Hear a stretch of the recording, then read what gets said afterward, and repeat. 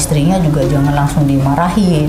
Jadi ini kan artinya enggak ada kayak marahin, paling saya gambarin dah. Nah itu tadi itu yang salah. Dia udah kesel banget ini.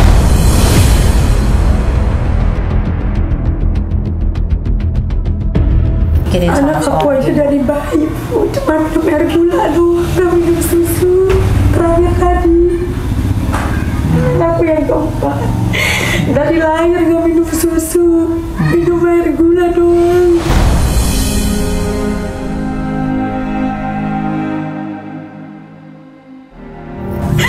Udah stres semuanya, saya penting anak saya makan, jajan udah cukup.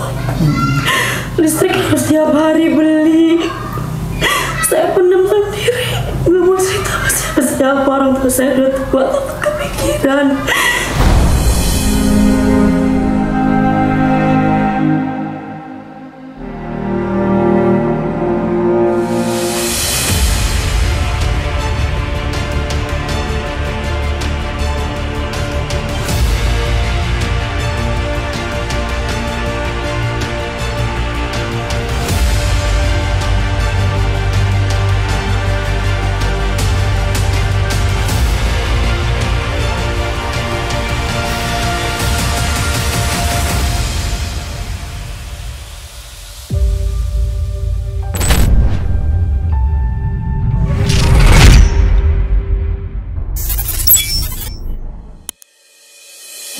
Zaman sekarang susah, gampang banget cari kerja gimana gitu kan. Cuman kenapa lu membiarkan istri lu hamil terus?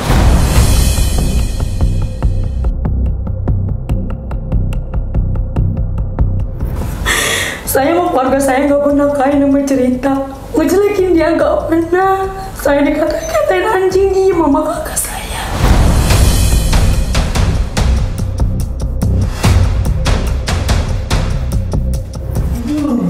Karena lu nggak tahu ya, jadi iya, gue jujur gini. Bingung mau gimana gitu ya? Iya, gue mau ngomong kamu gimana ini? Iya, benar. Ya gimana posisinya dengan keadaan gue aja udah pusing sama keadaan.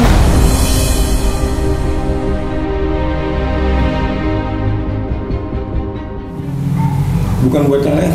Terus jadi sekarang kegiatannya apa? Aktivitasnya apa? Paling kalau disuruh goreng kacang, bikin lontong. Oh, itu usaha sendiri atau? Ya orang. Ngebantuin 10.000, 20.000 sehari? Iya. Oh gitu.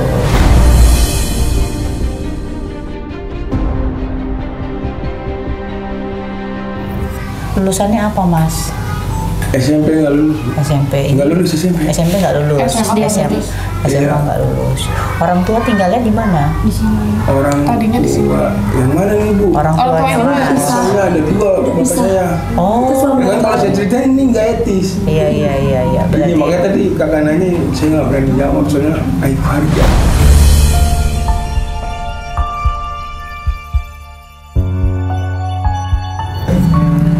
Enggak, maksudnya orang tua tinggal di Jakarta tapi yang bapak asli di sini, kalau bapak tiri mama di sana di Wonosobo. Oh udah pindah Jawa. Okay. Iya. Kalau ini mbaknya orang tuanya tinggal di mana? Di Keranggan, sekarang udah pindah. Di Keranggan. Berarti masih ada orang tuanya. Ngurus anak saya yang ketiga. Anak saya yang ketiga kan ada di sana dari bayi.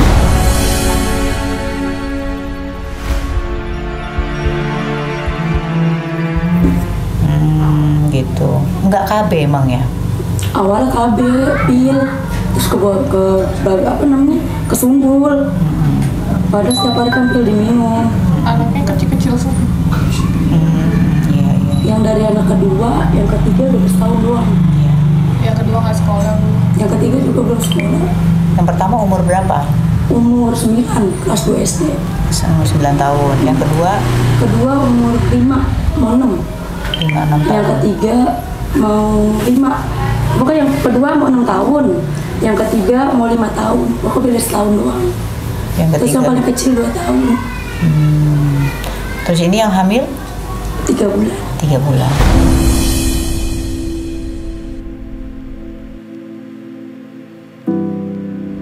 Ini rumah sendiri atau Rumah mertua.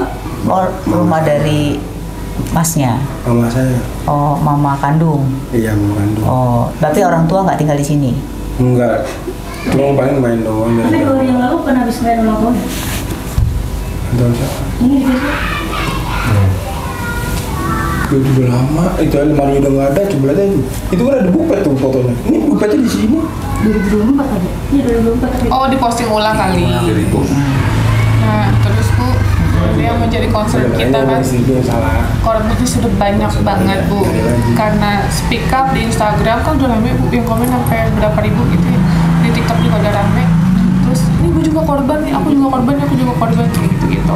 Akhirnya pada minta pertanggungjawaban simbahnya karena belas kasihan temennya kayak ditransfer nih, katanya bilang untuk tahlilan. Jadi udah ditransfer, ternyata makan-makan di Zupasu.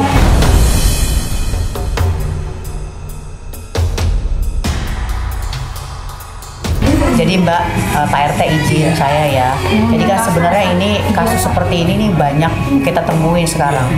Ya jadi pasangan usia muda yang melakukan praktek penipuan seperti ini banyak jumlahnya. Dan yang kami sayangkan di Komnas itu selalu mengatasnamakan anak. Ya, jadi secara tidak langsung ibu sudah melakukan eksploitasi sama anaknya. Itu apalagi tadi yang dibilang ibu minta karena anaknya, terus kemudian anaknya sehat, terus kemudian dibilang sakit, anaknya nggak apa-apa, terus kemudian dibilang meninggal. Nah itu yang menjadi concern kita Pak di Komnas Perlindungan Anak. Nah jadi kami itu selalu berharap kepada para orang tua ya, jadi apapun dengan kondisi ekonomi sesulit apapun, jadi janganlah mengatasnamakan anak, menjual anak. Bahkan kemarin ada karena nggak punya uang dijual anaknya 1 juta sama orang lain gitu. Jadi sekarang hari ini tuh terlalu banyak orang-orang yang seperti ini gitu.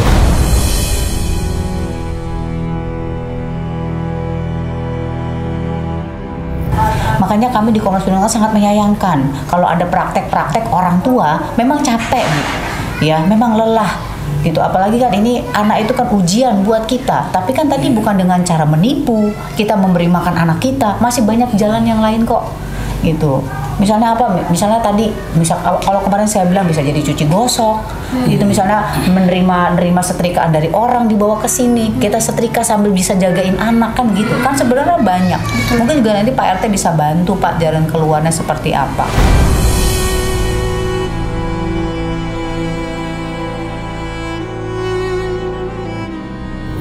Nah gitu, jadi maksudnya nih saya kenapa datang ke sini karena selalu mengorbankan anak. Anak tuh nggak tahu apa-apa, nggak salah apa-apa. Dia lahir dengan kondisi menerima orang tuanya dengan kondisi ekonomi apapun. Tapi jangan dengan cara-cara menipu, jangan cara membohongi, apalagi mengeksploitasi anak, mengatasnamakan anak hanya untuk mendapatkan uang yang nggak seberapa itu tadi Bu.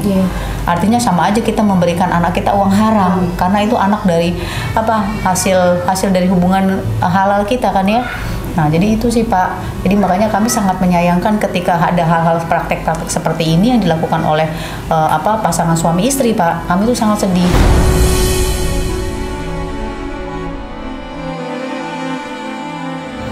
Nah, gitu. Terus kemudian ini kan karena korbannya mengadu, melapor, makanya kita adakan mediasi hari ini. Tapi saya sangat berharap ibu lagi terutama ya, jangan lagi melakukan praktek-praktek seperti ini Bu. Gitu. Jadi tolong. Gitu. Jadi artinya apa? Kasihan anak-anaknya. Kalau misalnya nih, mungkin yang di luar sana nggak ngelihat di profil anaknya, tapi nanti mungkin suatu saat ibu misalnya nge-share di media sosial anaknya, terus kemudian ada mungkinnya orang yang pernah ibu tipu tadi, misalnya dia langsung mengupload foto anaknya, itu kan menjadi jejak digital yang jelek Bu buat anak ibu seumur hidupnya.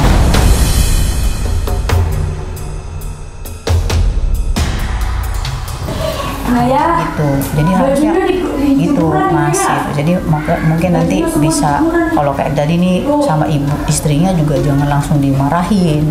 Jadi ini kan artinya ada saya gambarin deh. Nah itu tadi itu yang salah. Dia udah kesel banget ini.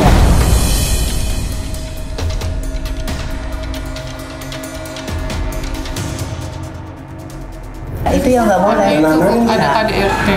Itu tadi Mas. Jadi sebenarnya gini ya Mas, kami merasa sekarang ini banyak sekali pasangan usia muda ketika menikah mereka tidak siap secara mental. Betul. Ya. Jadi ketika misalnya anak lahir kondisi keuangannya pas-pasan atau sedang bingung, terus kemudian anaknya nangis, anaknya rewel, tadi ada KDRT. Jadi di Komnas itu udah banyak temuan Mas. Kita tuh udah banyak banget nanganin kasus orang tua yang gelap mata hanya karena dia tidak siap menjadi orang tua.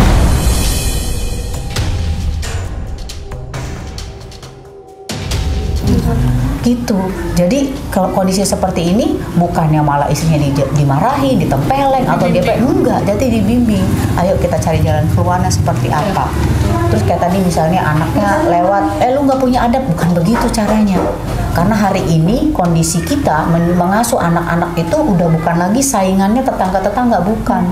Media sosial hari ini lebih jahat Mas. Ya, jadi tantangannya Mas nih berdua nih luar biasa. Tempat tongkrongan hari ini tantangannya tuh buat Mas tuh. Hari ini tidak menyenangkan di rumah, mereka bisa jadi siapa aja. Kita bertemu dengan anak-anak sekolah dasar yang menjadi prostitusi online Mas. Dia udah jual dirinya dia karena melihat kondisi rumahnya orang tuanya nggak bisa tenang, nggak bisa tentram, pertengkaran, terus kemudian ditambah himpitan ekonomi. Hari ini banyak anak-anak sekolah yang sudah menjual diri.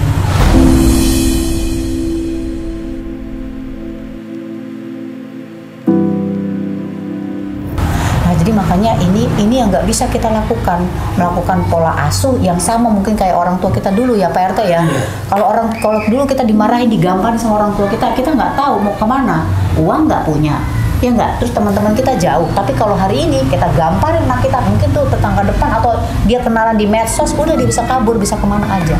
Nah itu hari ini tantangannya luar biasa.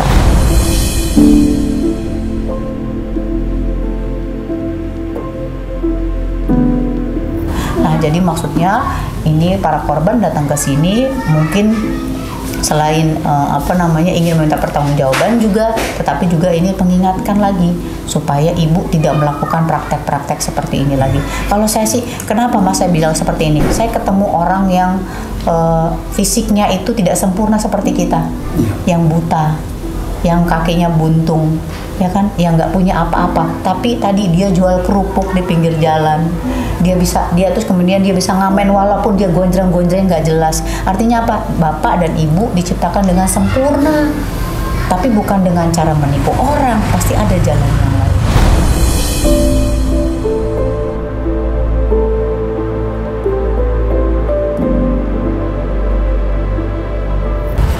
Itu ya. Nah, terus kemudian tadi misalnya susah banget nih urus anaknya banyak, nggak bisa. Jadi bukannya misalnya dikasih sama orang terus kemudian orangnya nggak bertanggung jawab. Hari ini negara bisa hadir kok. Mas bisa hubungin kita, nanti kita titipin tuh di Panti Handayani. Kalau misal ibu keberatan banyak ininya. Jadi anak-anak yang tadi yang anaknya lahir di luar pernikahan, orang tuanya kabur, kemana kita titipin Pak? Dipunya Kementerian Sosial. Jadi jauh lebih aman di sana. Tapi kalau secara materi sudah sanggup, itu bisa diambil kembali. Iya, dan kalau udah kondisinya sudah aman, sudah stabil, itu anak bisa diambil kembali. Jadi bukan diserahkan kepada orang lain yang nggak bertanggung jawab, tapi hari ini negara sudah memfasilitasi setiap warga negaranya. Ketika memang merasa tidak mampu, tidak bisa, silakan dititipkan di sana. Ada pantinya kok. Panti Handayani nggak jauh dari sini, cuma di Cipayung aja itu ada. Nah, bisa itu lebih dekat dan bisa dipercaya. Terus bapak ibu tetap bisa datang ke sana gitu, melihat kondisi anak yang mungkin sekarang kondisi ekonomi lagi susah, terus mungkin beli susu susah, beli pampers susah, nggak apa-apa, dititipin saja di sana dulu.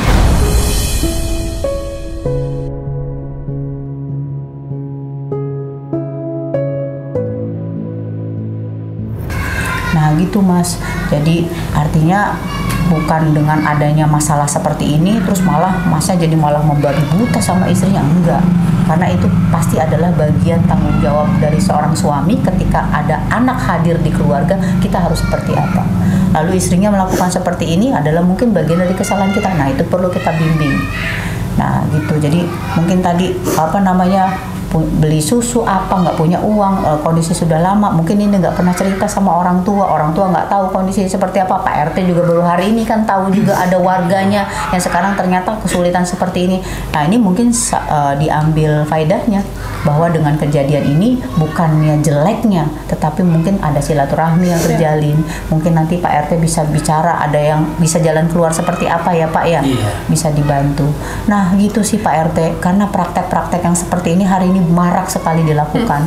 Bahkan di media sosial itu ribuan orang yang seperti ini melakukan hal itu. Bahkan ada yang pasangannya juga nggak tahu, istrinya menjual anaknya, menukarkan anaknya, meminta-minta. Kadang-kadang pasangannya juga nggak tahu.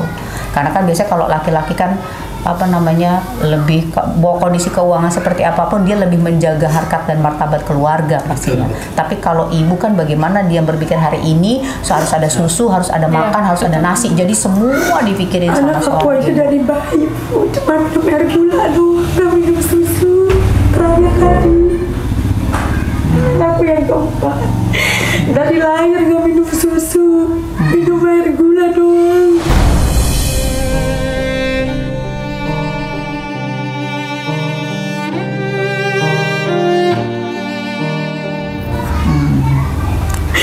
Saya punya abang banyak duit, gak ada perhatiannya sama adik. Minta 50.000 aja dikata-katain. Iya, apa udah nanti ke depannya juga. Berarti kan ini kan ada posyandu kan Pak, ya gitu. Ada posyandu juga nanti bisa dibantu juga nanti untuk kesehatan dan biayanya dari bayi. Apalagi ini kan lagi kondisi hamil. Saya tanya, sampai mau bunuh diri saya minum baygon, nggak bisa. Iya capek. Kamu kan minum baygon, kita. Tapi stresnya. Yang dikit aja, banyak kan. Jangan ya. Iya, banyak kok. Makanya ini agak tatakan ya. Benar, aku dari tadi ngeliatnya gitu. Iya. Saya stres rambut saya nih kan, tapi kayak gini sisi. Udah stres semuanya. Saya penting anak saya makan, jajan udah cukup. Listrik harus tiap hari beli. Saya pendem sendiri, nggak mau cerita sama siapa. Orang tua saya udah tua, takut kepikiran.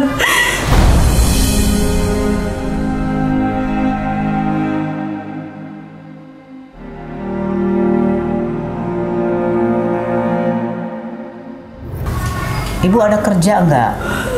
Enggak, berarti ibu benar-benar ibu rumah tangga ya? Iya, anak saya nggak ada yang jagain, deket sama saya doang. Saking stres rambut, udah saya sisir sampai kayak gini. Udah saking stres. Mau gimana yuk. Saya mikirnya yang penting anak saya bisa makan, bisa jajan. Kalau pengasuhan bapaknya ikut nggak? Ngasuh Gak mau, juga? anaknya gak mau sama dia. Gak mau, tadi aja nangis. Nggak ada yang mau. Gak mau. Bapak galak kali? Iya, saya galak. Iya.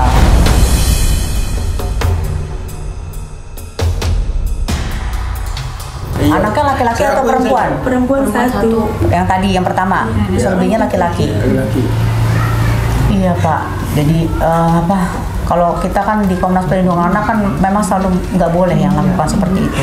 Tindakan kekerasan apapun, apalagi anak-anak di bawah usia 11 tahun ke bawah, itu nggak boleh ada tindak kekerasan.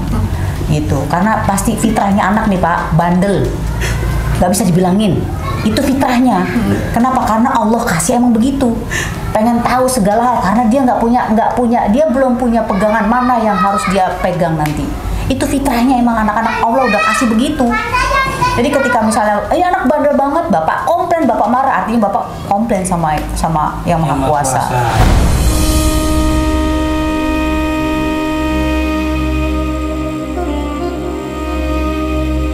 Gitu. Anak nih nggak bisa dibilangin, nggak bisa nurut ya karena memang usianya masih usia segitu Pak. Gitu.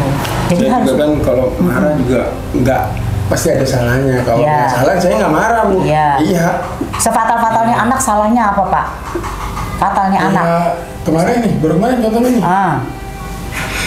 Anak saya sampah ditumpekin ke rumah orang. Orangnya hampir-hampir mau main tangan. Umur berapa anaknya Bapak? 5 tahun Pak. 6 tahun. Terus? Ya saya omelin. Iya. Salah saya ngomelin. Salah. Kenapa? Harusnya ditanya. Kenapa sampahnya dibuang ke sana? Karena setiap apa yang dilakukan oleh anak pasti ada alasannya. Gitu.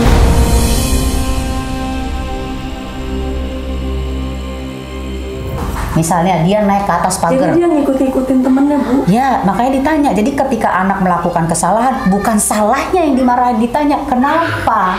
Kenapa kamu buang sampah di rumah orang? Nanti kalau kotor gimana? Itu Pak, jadi cara mendidiknya harus cerdas kita hari ini. Jadi bukan pola orang tua kita zaman dulu cara ngedidiknya. Contoh, dia naik ke atas pagar itu kan tajam-tajam. Kalau kita ngeliatnya bahaya, lu kalau ketusuk gimana? Mati lu, kayak gitu kan. Kita tanya sama dia, kenapa harus naik lewat pagar? Kan dia tanya, kenapa? Nih ototnya lagi dilatih Pak. Dia naik ke atas supaya kuat. Terus kemudian dia nggak tahu membedakan mana yang tajam, mana yang enggak. Kita yang kasih tahu. Tanya, kalau kamu lewat pagar ketusuk apa akibatnya? Bapak tanya sebab akibatnya. Artinya nanti dia punya berpikir secara kritis Pak. Terus ketika dia buang sampah, tetangga marah, bilang, Pak, tunggu, jangan marah dulu. Saya mau tanya sama anak saya, alasannya apa kamu buang sampah di rumah tetangga? Tanya, Pak. Jadi anak-anak yang lahir itu bisa dengan kondisi bapak ibu nggak sekolah, nggak selesai. Tapi bukan berarti cara ngedidiknya juga kayak preman juga, enggak. Karena saya juga belajar dengan orang tua yang tinggal di rumah petakan kecil itu Pak. Hebat orang tuanya. Nggak lulus SD, tapi keren cara ngedidiknya. Itu ketika anaknya salah ditanya, kenapa kamu begitu nak? Dia melempar batu, rumah orang pecah, kacanya perang. Bukannya marah dia. Sini, kenapa itu dilempar? Nah gitu, alasannya apa? Oh misalnya dia bilang, oh tadi soalnya anaknya ngata-ngatain aku, tadi ada anjingnya. Nah itu ditanya alasannya. Jadi setiap anak melakukan kegiatan seperti itu pasti ada alasannya. Nah, Bapak cari tahu.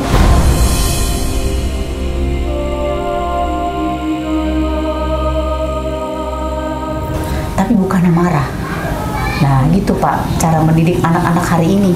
Ya, kalau Bapak ngedidiknya keras, ngedidiknya kasar, nanti usia 11 tahun, 12 tahun ketika dia sudah punya teman-teman, punya komunitas yang baru, orang tuanya tinggalin. Karena orang tua tidak menyenangkan buat dia. Dia akan mencari teman-teman tongkrongan yang menurut dia itu gampang dan enak, dan akhirnya gampang terbawa. Salah pergaulan, LGBT masuk, narkoba masuk, bandar masuk, pesuruh masuk, semuanya.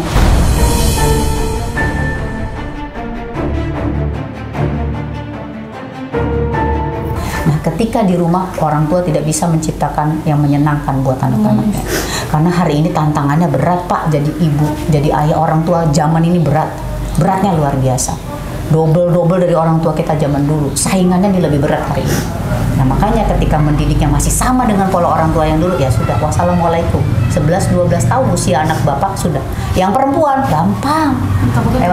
Ya, dia trauma, dia nggak suka sama bapaknya, dia benci sama bapaknya karena bapaknya galak. Akhirnya dia cari di luar sana, dia kenalan sama orang medsos laki-laki yang ngerasa perhatian segala macam, sudah menjadi korban. Masuklah prostitusi online di sana.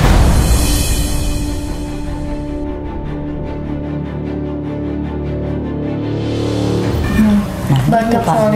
Jadi sekarang ya hari ini tuh kita kondisi hari ini banyak yang kita tidak pernah sangka. Anak-anak yang kecil-kecil Pak hari ini sudah jauh lebih pintar daripada kita. Nah itu yang harus Bapak rubah polanya. Iya, pola cara berpikir. Iya, pola cara berpikir, cara mengasuhnya itu. Jadi ajak anak-anak Bapak nih, anak Ibu, misalnya kayak gini, misalnya kita dibagi tugas setiap hari, kalau pagi siapa yang nyapu, siapa yang ngepel, Pak ajak kayak gitu supaya mengurangi beban istri. Ibu udah capek, musuh ada yang bayi, apalagi ada yang hamil, ya kan? Ditanya Pak, diajak anak-anak. Ya sekarang nih supaya mama udah capek nih, mama udah lelah. Siapa yang nyapu, siapa yang ngepel, ajarin kayak gitu Pak. Itu bisa. Ketika usia berapa? 10 tahun ke bawah, Bapak masih punya tanggung jawab seperti itu.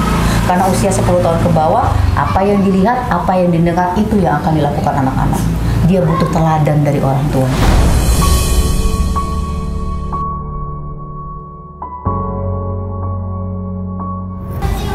Bukan berantem, bukan yang marah Pak, bukan Pak.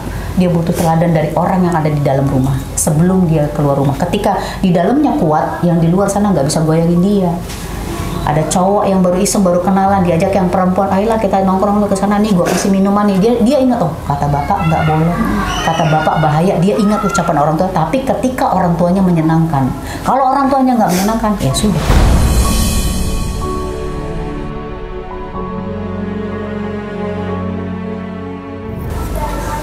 Itu Pak, itu ya Bapak, Ibu ya.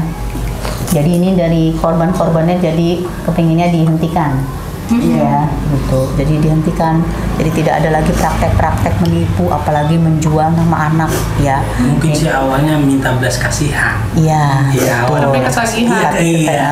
Cara pikirnya beda. Jadi yang mau udah ini aja jangan nggak hijau gitu. Iya, orang nggak tahu. Iya, ternyata suami nggak tahu. Betul. Iya. Gitu. Ada tuntutan tapi dari korban-korbannya. Polisi saya ingin gantinya langsung aja untuk klarifikasi di Instagramnya karena kan nggak mungkin banget dicetin ke semua korbannya, banyak kan soalnya. Oh iya, ini dari ini dulu terus habis itu di media sosial dia gitu ya? Iya boleh. Oke Mbak, coba Mbak mau Ini ngomong terkait kepribadian apa keseluruhannya, Pak? keseluruhan, kan korbannya banyak Mas. Iya, orang yang Korbannya nggak tahu pada jadi tahu minta, ya? iya korbannya minta itu. Iya, dia orang yang nggak tahu jadi tahu. Iya, warning. Iya, jadi makanya waspada. Ini bisa, Pak? Semuanya pada nuntutnya seperti itu Mas.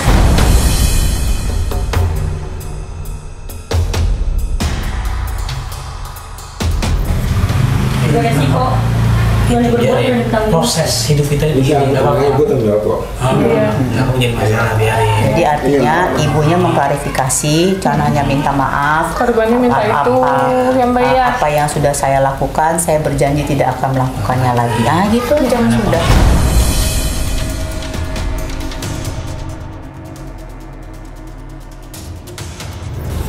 Katanya kakaknya tanggung jawab kok sama korban-korban yang diciplak. Iya, Iya, tapi tadi kenapa kamu bilang kakak kamu nggak bantu?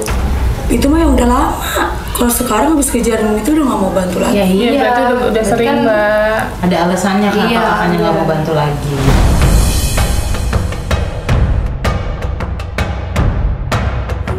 Sepernyataan aja. Tapi kan sama Udah kenapa tes? beda. Udah ini belum. Ada ini. Apa di ini? Dan biar nggak Kenapa nggak pernah nyisir?